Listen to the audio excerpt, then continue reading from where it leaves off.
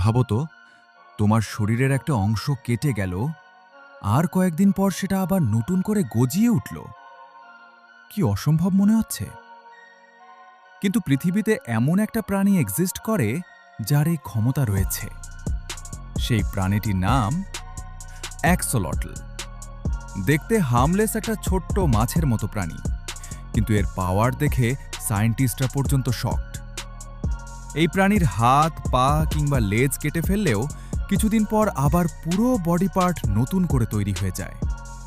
শুধু তাই না, এরা নিজের হার্টের অংশ, এমনকি ব্রেনের কিছু অংশ রিজেনারেট করতে পারে।